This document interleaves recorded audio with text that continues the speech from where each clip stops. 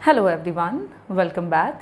Previous class में हमने discuss किया था टॉपिक मनी क्रिएशन, जिसे हम क्रेडिट क्रिएशन के नाम से भी जानते हैं। हम लोगों ने देखा कि कमर्शियल बैंक के एक इम्पॉर्टेंट फंक्शन को, जिसको हम मनी क्रिएशन कहते हैं, इस फंक्शन के तहत कोई भी कमर्शियल बैंक करती ये है कि उसके पास जितना भी इनिशियल डिपॉजिट्स होता है वो अपने इनिशियल डिपॉजिट के अमाउंट से भी ज़्यादा अमाउंट में मनी को क्रिएट कर लेती है बाय प्रोवाइडिंग लोन्स। और इस होल प्रोसेस को हम मनी क्रिएशन या क्रेडिट क्रिएशन कहते हैं। प्रीवियस क्लास में हम लोग एक एग्जांपल लेके समझ रहे थे, जहाँ पे इनिशियली किसी एक कमर्शियल बैंक में जो इनिशियल डिपॉजिट था वो 1000 रुपीज़ का था।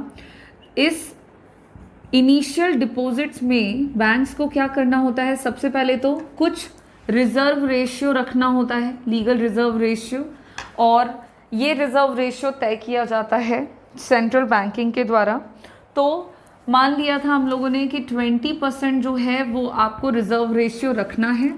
तो 1000 का 20% जो है वो रिजर्व के तौर पे रखने के बाद बैंक्स जो हैं, देखो 1000 में से 200 रुपीज़ रिजर्व रखा गया था एंड रेस्ट अमाउंट जो था वो बैंक्स क्या करती है? लोन दे देती है। अब हम लोगों ने देखा था कि बैंक्स ये काम बहुत सारे राउंड में करती है। राउंड 1 में ये काम हुआ, फिर राउंड 2 में बैंक्स क्या करेगी?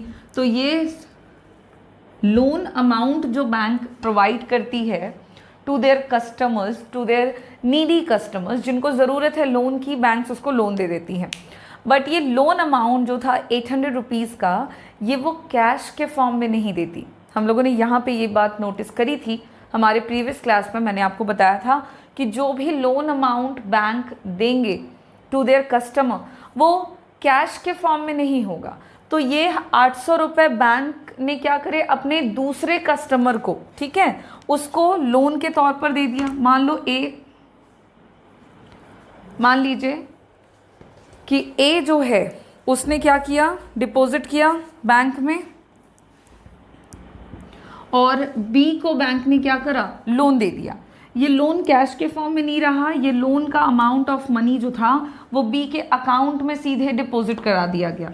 तो बी के अकाउंट में ये पैसा आ गया, यानी कि बी के द्वारा ये एक तरह का पैसा रहा जो उसके अकाउंट में आया। मतलब घूम फिर करके ये पैसा कहाँ आ गया? बैंक में ही आ गया, जो कि ए के अकाउंट से निकल के बी के अकाउंट में पहुंच गया है। ज़रा ध्यान दीजिएगा, 1000 रुपये ए ने डिपॉजिट करा, 200 रुपये उसमें से बैंक ने सेव करके रख लिया है फॉर फर्दर यूज़। इसके भी अलग पर्पस थे, ये सब हम डिटेल में डिस्कस करेंगे, बट मैंने आपको थोड़ा बताया था कि कस्टमर्स को जब भी ज़रूरत पड़े, अगर हम बैंक में पैसा जमा कर रहे हैं तो हमें जब ज़रूरत पड़े तब हम बैंक से निकाल भी सकते हैं।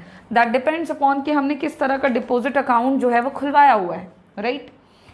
तो 200 रुपये बैंक ने इसलिए रिजर्व करके रख लिया। इन दैट केस अगर कस्टमर्स को ज़रूरत पड़ती है तो वो उसको देगी। 800 रुपये उसने बी को लोन दिया था और वो बी के अकाउंट में आ गया, यानी कि वो पैसा घूम करके बैंक में एज डिपॉजिट आ गया बी के अकाउंट में।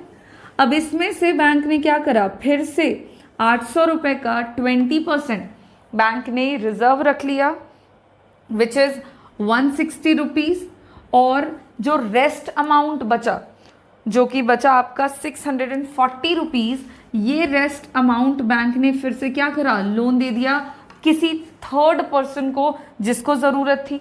सपोज करेंगे कि अब ये जो 800 रुपये था ये बी का डिपॉजिट हुआ, इससे 160 रुपये बैंक ने रखा और 640 रुपये सपोज करें कि उसने सी को लोन दे दिया। अब सी को भी ये जो रुपए लोन मिले हैं ये उसके हाथ में in the form of cash नहीं दिया जाएगा, बल्कि ये पैसा भी सी के अकाउंट में चला जाएगा। अब सी के अकाउंट में एज लोन मनी चला गया, यानी कि वो पैसा सी का क्या बन गया?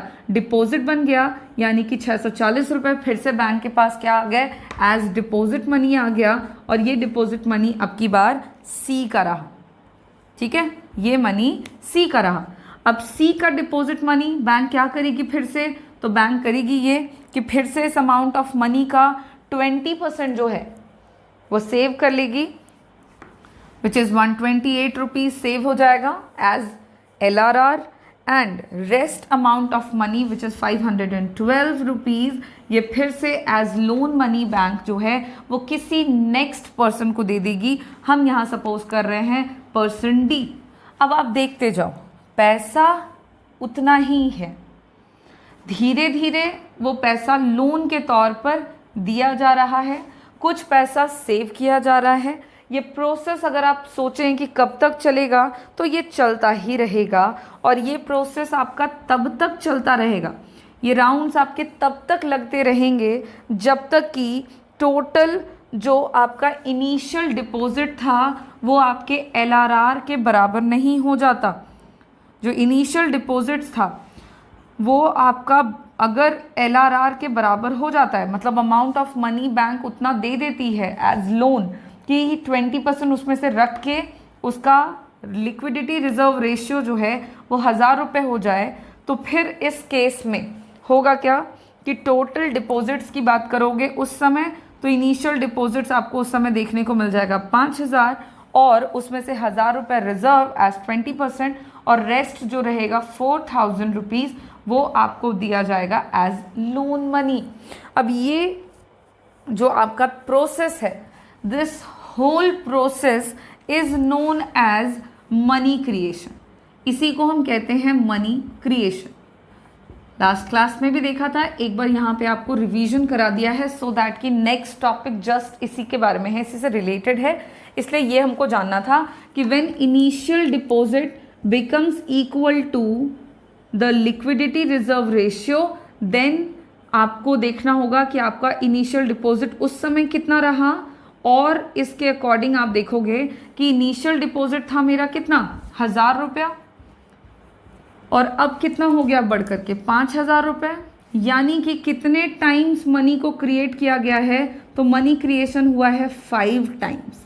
जो मनी का क्रिएशन हुआ है वो 5 टाइम्स हुआ है, और ये 5 टाइम्स कुछ नहीं है बल्कि इसी को हम कहते हैं money multiplier. This 5 times is known as money multiplier.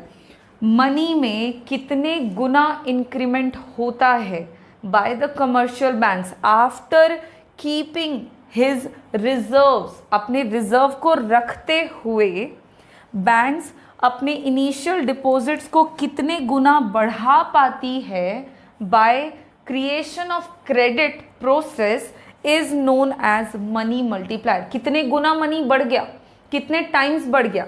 Example में यहाँ पे 5 टाइम्स बढ़ा हुआ है, इट इज़ नॉट नेसेसरी कि आपका ये 5 टाइम्स ही बढ़ेगा हर बार, ये कितने भी टाइम्स बढ़ सकता है, 2 times, 3 times, 5 times, 10 times, but what is it, money multiplier shows कि कितना, मनी मल्टीप्लायर से हम मेजर करते हैं बेसिकली कि किसी भी कमर्शियल बैंक के डिपॉजिट अमाउंट ऑफ मनी में कितना गुना इंक्रीमेंट हो रहा है उसके रिजर्व मनी को रखते हुए। बात समझ में आ गई है?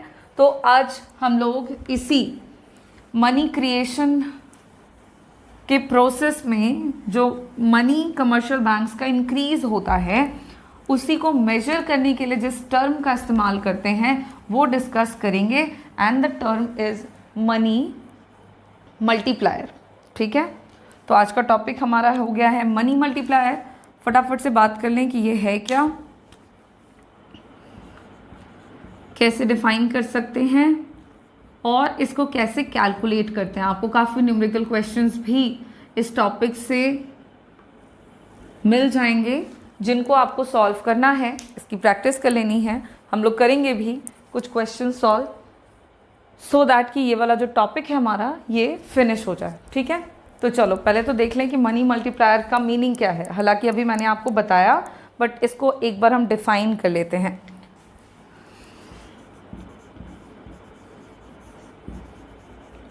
Money multiplier, first of all it is also known as deposit multiplier because deposit amount of money को ये कितने times multiply कर रहा है ये उसी के बारे में बतलाता है। that is why it is also known as deposit multiplier measures, मापता है ये measures the amount of money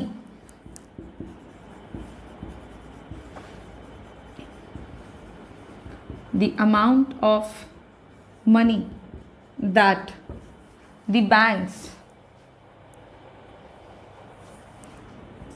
the banks are able to create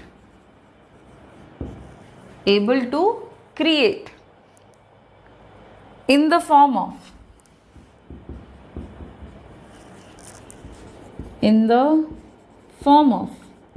deposits, उसके डिपॉजिट्स के फॉर्म में उसके पास जो पैसा होता है बैंक के पास, deposits with every unit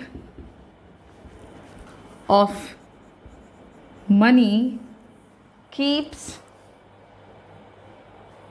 every unit of money it keeps as reserves. देखो बिल्कुल वही बात है जो मैं यहाँ पे आपको बतला रही हूँ। What is money multiplier? So first of all money multiplier is also known as deposit multiplier and it measures, ये मापता है, मेजर करता है। What? It measures the amount of money, उस अमाउंट ऑफ मनी को ये मेजर करता है जिसको दैट द बैंक्स आर, जिसको बैंक्स एबल होते हैं क्रिएट करने में in the form of deposits. Banks के पास जो डिपॉजिट अमाउंट ऑफ मनी होता है उसी को बैंक्स जब क्रिएट करते हैं, again in the form of deposit, 1000 था उसी को क्रिएट करके 5000 कर दिया, क्रिएट ही किया, राइट? तो जब 1000 रुपये डिपॉजिट को क्रिएट किया कर दिया एज 5000 डिपॉजिट्स, तो कितने टाइम्स, कितना amount of money actually create किया गया बैंक्स के द्वारा। With every unit of money it keeps as reserve, और जो मनी के पास पैसा जो बैंक्स के पास पैसा है उसको वो रिजर्व भी रख रही है। आप देखें ना, यहाँ पे हम लोगों के पास इनिशियल डिपॉजिट वॉज 1000 रुपीज़, इसमें से 20% जो है वो बैंक्स LRR के रूप में रख रही थी और रेस्ट अमाउंट को लोन दे रही थी। 1000 में से वो सबसे पहले 200 बचा रही थी और 800 लोन दे रही थी, और ये प्रोसेस चलता चला गया और ये तब तक चला जब तक कि 5000 रुपये डिपॉजिट्स के नहीं हो गए और LRR जो है वो इनिशियल डिपॉजिट्स के बराबर नहीं हो गया। तो देखो जितना पैसा था उतना पैसा सेव कर लिया, उतना रिजर्व रख लिया, उसके बावजूद उसने क्या करा कि अमाउंट ऑफ मनी जो है, जो डिपॉजिट्स था उसको उसने बढ़ा लिया, लोन अमाउंट को उसने बढ़ा करके 4000 कर लिया। एंड दिस प्रोसेस यहाँ पे जो लिख रहा है ना, with every unit of money keeps as reserve, देखो कीप्स एज रिजर्व, जितना पैसा था उतना रिजर्व रखा, उसके बावजूद जितना पैसा था उससे उसने ऐसा कुछ प्रोसेस फॉलो किया जिससे कि उसी को बढ़ा करके उसने 1000 से 5000 कर दिया। And this creation of money को मेजर करने के लिए जिस टर्म का इस्तेमाल करते हैं उसी को मनी मल्टीप्लायर या डिपॉजिट मल्टीप्लायर कहते हैं। क्या ये क्लियर है यहाँ पे? सो मनी मल्टीप्लायर का वैल्यू एकदम का मीनिंग एकदम क्लियर है कि ये उस अमाउंट ऑफ मनी को मेजर करता है जो बैंक्स क्रिएट करते हैं अपने डिपॉजिट्स से। और वहाँ पे एक बात का और ध्यान रखते हैं कि जितना पैसा बैंक के पास है एज डिपॉजिट उसको वो रिजर्व भी रख लेते हैं। ऐसा नहीं है कि उसको पूरा का पूरा कर दिया खर्च, 1000 थे तो 1000 को लोन दे दिया, ऐसा नहीं किया। 1000 में से कुछ उन्होंने रिजर्व रखा और रिजर्व रखते वो वहाँ पहुँच गए जहाँ पे जितना पैसा उसके पास था उतना पैसा उन्होंने रिजर्व भी रख लिया और इसी अमाउंट ऑफ मनी की मदद से उन्होंने एडिशनल मनी क्रिएट कर लिया। This is called money multiplier. जिससे मेजर करेंगे वो मनी मल्टीप्लायर है and the process is known as money creation. Now you see the meaning or the difference between money creation and money multiplier. Money creation explains whole process कि कैसे हम initial deposit से एक final deposit amount तक पहुंचते हैं। यहाँ के एग्जाम्पल में 1000 से 5000, तो जैसे पहुंचे उस प्रोसेस को मनी क्रिएशन कहेंगे और इसको हम जैसे मेजर कर रहे हैं उसको मनी मल्टीप्लायर कहते हैं। Hope it is clear now. अब ज़रा मनी मल्टीप्लायर के बारे में और उसके रिलेशन, उसके फंक्शंस के बारे में और ज़रा अच्छे से समझ लो। मेजर करता है वो तो ठीक बात है, बट ये जो मनी मल्टीप्लायर है ये LRR से कैसे रिलेटेड है, लिक्विडिटी रिजर्व रेशियो से कैसे संबंधित है, हम वो देख लेते हैं। एक एग्जाम्पल से भी इसको हम समझेंगे।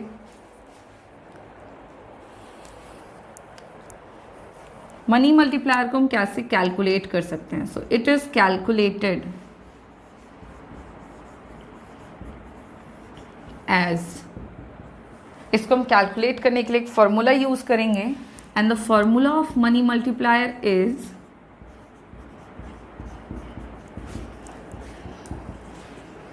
Is equals to 1 upon LRR.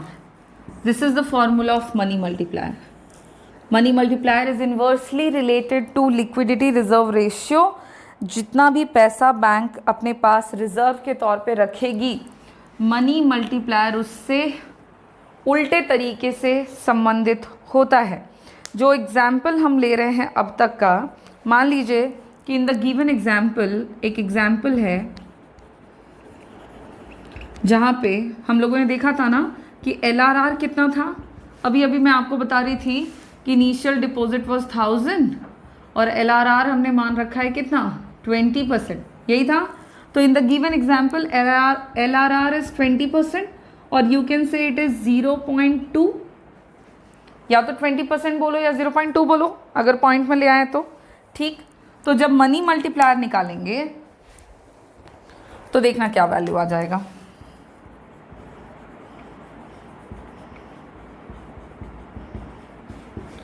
तो मनी मल्टीप्लायर बराबर आ जाएगा 1 अपॉन 0.2, ठीक है, पॉइंट हटाओ, 0 लगाओ, 5, कितना आ गया 5। क्या यही था, 1000 रुपये डिपॉजिट था जो कि बढ़कर के 5000 हो गया था।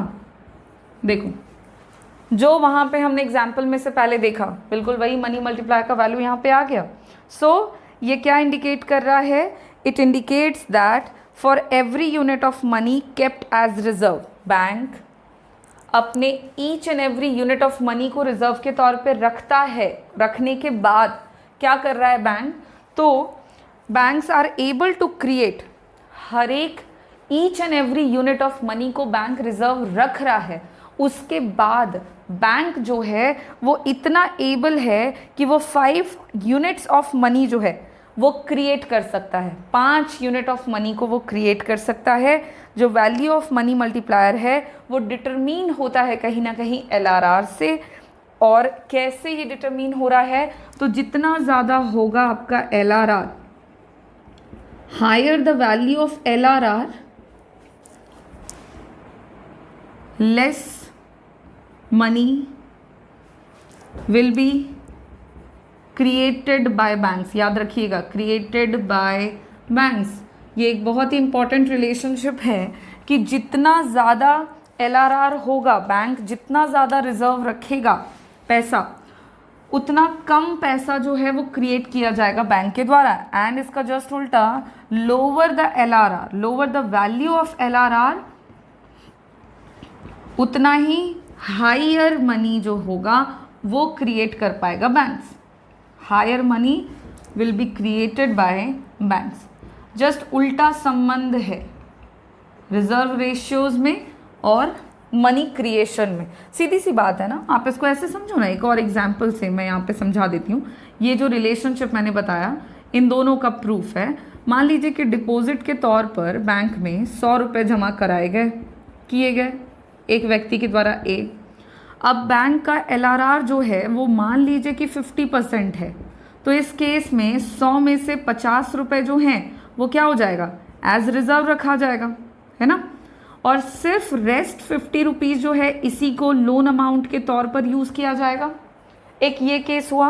तो यहाँ पे LRR हाई था तो आपका लोन अमाउंट भी कम था और इससे आप कम से कम मनी क्रिएशन कर सकोगे। ऑन दी अदर हैंड, अगर डिपॉजिट्स है 100 रुपये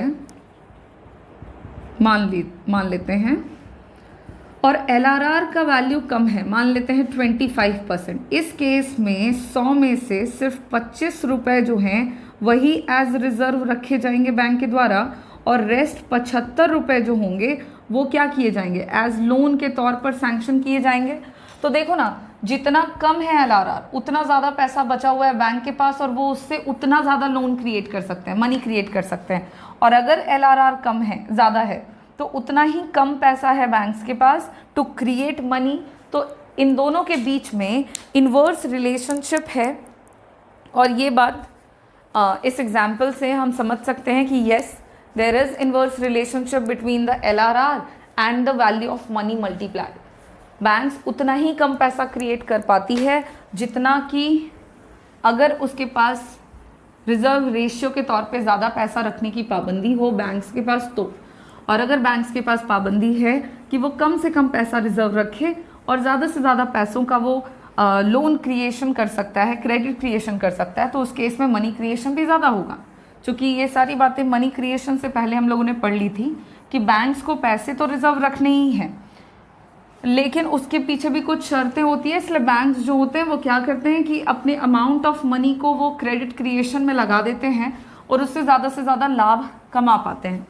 so this is the theoretical concept of money multiplier.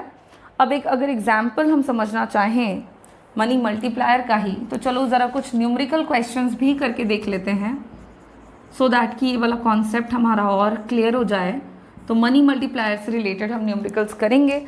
और यहाँ पे हमारे पास एक क्वेश्चन है जहाँ पे कह रहा है कि कैलकुलेट द टोटल डिपॉजिट्स। मैं क्वेश्चन लिखती हूँ, calculate the total deposits created, total deposit created if initial deposit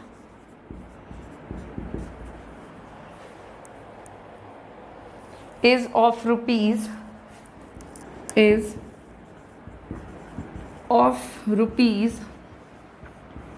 1,000 crores and LRR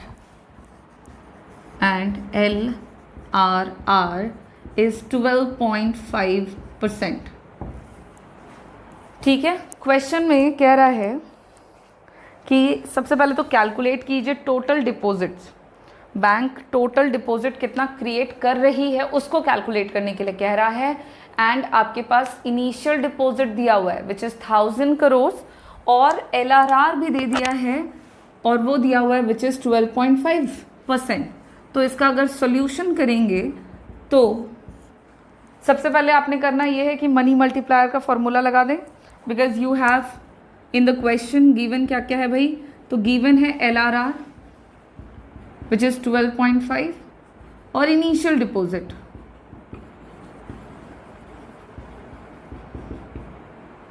which is 1000 crore, rupees 1000 crore. तो जब हम मनी मल्टीप्लायर निकालेंगे तो अभी हम लोगों ने देखा कि मनी मल्टीप्लायर का फॉर्मूला क्या होता है। मनी मल्टीप्लायर का फॉर्मूला होता है 1/LRR। This will be the formula of money multiplier. अब क्या करेंगे, LRR है हमारे पास, तो क्या मनी मल्टीप्लायर निकल जाएगा। Money multiplier is equals to 1/12.5।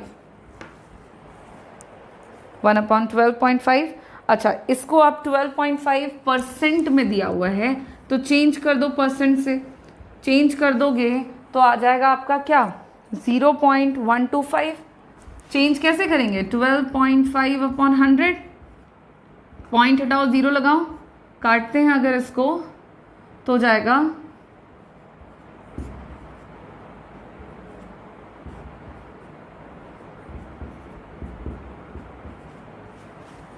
1/8। इसको जब तुम करोगे तो आएगा वैल्यू 0.125। तो या तो लिखें 12.5% और इसको कन्वर्ट कर देते हैं, परसेंट हटा देते हैं तो 0.125। तो 1/0.125 करेंगे जब, तब आपका मनी मल्टीप्लायर का जो वैल्यू है वो निकल के आ जाएगा। और वैल्यू निकल कर आता है आपका सेम है, पॉइंट हटा दो, ऊपर 3 0 लगा दो, डिवाइड कर दो, तो आपका सिंपली यहाँ पे जो आएगा वैल्यू वो आ जाएगा 8। So the value of money multiplier is 8। अब मनी मल्टीप्लायर का वैल्यू आ गया है, बट क्वेश्चन में कहता है कि टोटल डिपॉजिट बताइए, कैलकुलेट कीजिए टोटल डिपॉजिट जो कि बैंक्स ने क्रिएट करा है। इनिशियल डिपॉजिट 1000 है और आपका क्या आ गया, मनी मल्टीप्लायर का वैल्यू आ चुका है। तो it is really very simple, आपके पास इनिशियल डिपॉजिट्स गिवन हैं और इनिशियल डिपॉजिट के बाद अगर आप टोटल डिपॉजिट निकालोगे तो कैसे निकल जाएगा टोटल डिपॉजिट। समझ में आ रहा है? आधे लोगों को समझ में आ जाना चाहिए। अगर मनी मल्टीप्लायर 8 है और इनिशियल डिपॉजिट 1000 है तो 1000 इंटू 8 कर देंगे, सिंपल, आपका आ गया टोटल डिपॉजिट्स। इसको हम निकाल लेंगे, initial deposit into money multiplier, because money multiplier shows how many times the initial deposits are increased। तो तुम्हारे पास इनिशियल डिपॉजिट भी है, मनी मल्टीप्लायर भी है, तो टोटल डिपॉजिट आसानी से निकल आएगा। अब यहाँ पे initial deposit is 1000 and money multiplier का वैल्यू है 8, दोनों को मल्टीप्लाई करें तो आ गया 8000 rupees. 8000 crore will be the initial deposit in case of initial deposit is ₹1000 crores and LRR is 12.5%। Is it clear? अब हम लोग मनी मल्टीप्लायर के कॉन्सेप्ट को यहाँ पे ख़त्म कर चुके हैं ऑलमोस्ट। हम लोगों ने देख लिया कि क्या है मनी मल्टीप्लायर, उसका वैल्यू, उसका मीनिंग। आप, ये बहुत ही इंटरेस्टिंग टॉपिक है एक्चुअली, आप इसको याद रखेंगे, कॉम्पिटिटिव पॉइंट ऑफ व्यू से भी ये आपको बहुत हेल्प करेगा और ये आपको तो मतलब जानना ही जानना है। ऐसे इससे रिलेटेड न्यूमेरिकल क्वेश्चंस आपसे किसी भी तरीके से पूछे जा सकते हैं और हम लोग मनी मल्टीप्लायर के फॉर्मूले को, विच इज़ वेरी सिंपल, हम यूज़ करते हुए किसी भी तरह के क्वेश्चन को सॉल्व कर सकते हैं। तो आज की क्लास को हम यहाँ पे फिनिश करेंगे और अगले क्लास में हम क्या करेंगे कि मनी मल्टीप्लायर से रिलेटेड अगर और भी कुछ क्वेश्चंस होंगे तो हम उनको भी डिस्कस करेंगे। Thank you.